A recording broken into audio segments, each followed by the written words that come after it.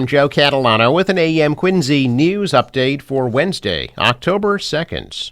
Quincy police are asking the public to keep an eye out for a missing 13-year-old girl. Police say Michaela Jordan was reported missing by her mother yesterday. She was last seen about 10 o'clock Sunday morning. The teen's believed to be wearing ripped light-colored jeans, a long-sleeve black T-shirt, a black vest, and black and white Nike Air Jordan sneakers. She's described as about 100 pounds and 4 feet tall, with hazel eyes and brown-red hair that was previously blonde. According to police, the girl is known to frequent the South Shore Plaza in Braintree, Kincaid Park in Quincy, Lake Street in Weymouth, and the city of Boston. Anybody with information about her whereabouts is asked to contact Quincy Police.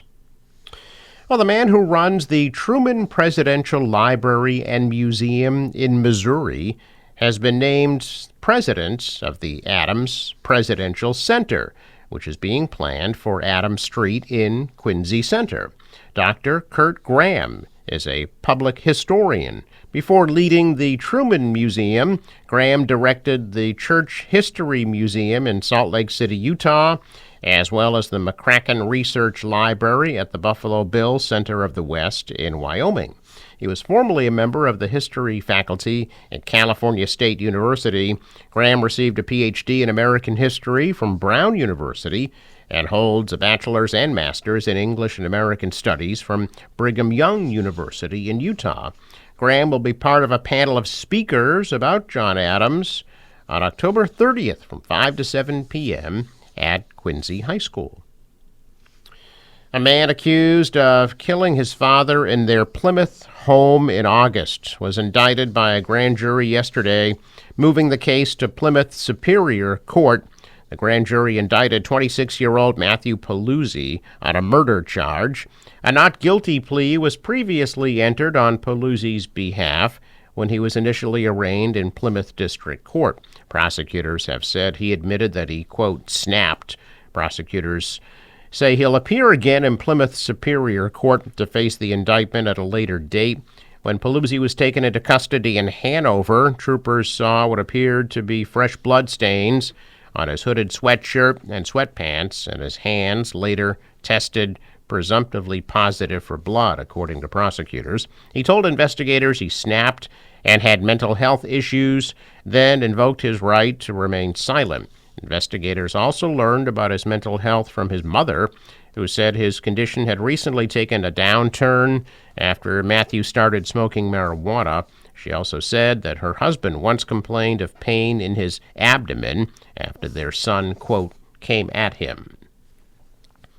Governor Healy and Attorney General Andrea Campbell yesterday celebrating the momentum around the MBTA Communities Law, as 75 municipalities have now embraced zoning changes that will create more housing and lower costs across the state. The Executive Office of Housing and Livable Communities announced that it has already approved 33 of their plans, making those communities eligible to apply for the new MBTA Communities Catalyst Fund, which provides financial support to compliant communities for housing and infrastructure projects. A total of $15 million is available. City of Quincy is eligible to apply for the grant. Quincy designated areas around the Quincy Adams and North Quincy T stations as areas eligible for multifamily housing. The law was passed with overwhelming bipartisan support in the legislature, signed into law by former Governor Baker in January of 2021 as part of legislation to strengthen the state's economy. The law requires 177 cities and towns to establish at least one district of reasonable size in which multifamily housing is permitted as of right. Communities have choices as to the creation of the districts, which must allow multifamily developments without discretionary review processes. Zoning must also be located near transit stations when applicable, and that the districts cannot impose age restrictions.